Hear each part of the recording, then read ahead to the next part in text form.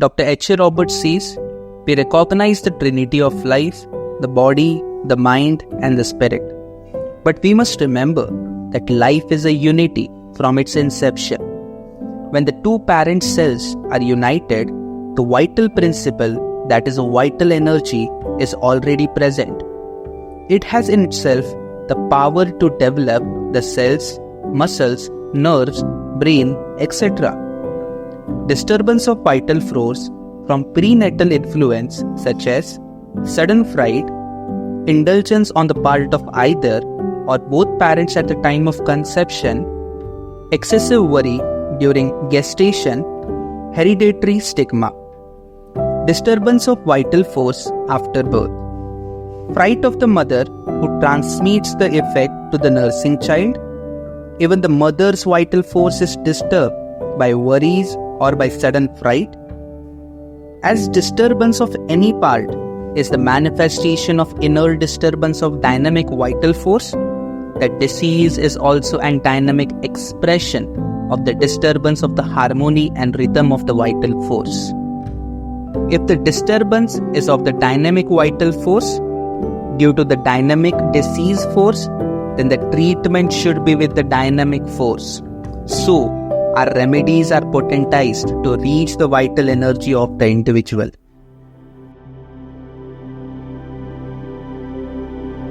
In health, all expressions of the vital force may be expressed by perfect functioning of all parts of the body and by a sense of general well-being. In disease, there is a sense of discomfort. This can be due to external impressions or due to some hidden miasm. External impressions such as shock of sudden news, either bad news or joyful news, severe fright, long mental and physical strains.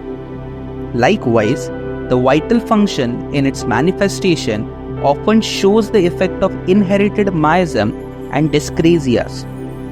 The process of development may go on until such time as some disturbing elements as excessive joy, fright, or anger, or some of the zymotic diseases come in contact with the disturbed vital energy when it bursts forth into volcanic action, that is, the acute diseases.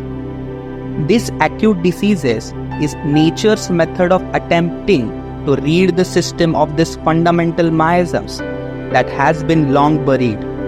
Because at the close of the acute manifestation, nature cries out most loudly, and this is the best time to give a constitutional remedy.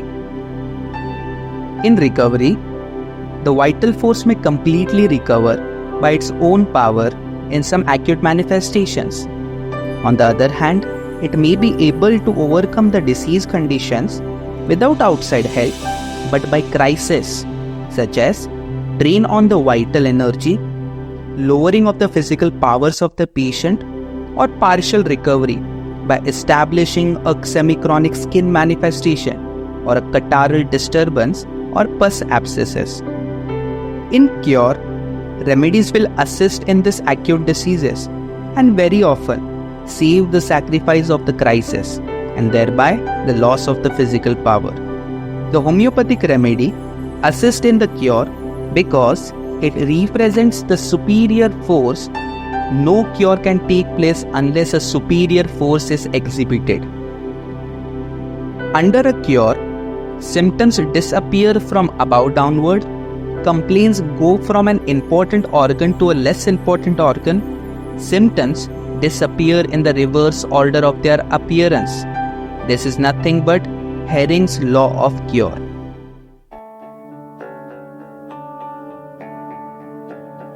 According to Dr. H. A. Robert, the vital force is derived from an infinite source, a storehouse of dynamic power, capable of developing and reproducing to an infinite degree in its manifestation. The vital force is the most fundamental of all the conditions of the universe, and that the laws governing the vital force in an individual are correlated with the laws which govern all the vital force. Like all laws, the laws governing the vital force may be infringed to some degree. The break is due to the privilege granted to human life by the right of choice, and the right of choice implies the degree of choice. An infringement of natural laws means decay and death. The planets, being set in their course, have no right of choice and move always according to law. Though human beings, as individuals, have the right of choice, they have also been given those circumstances and conditions surrounding them which tends towards, first, correct choice, that is direction. On spiritual plane, we have the religious convictions and beliefs. On mental plane, we find instructions of various kinds which tends towards development of the mental faculties. On physical plane, we have suitable food, better housing, cleanliness, sanitization, etc.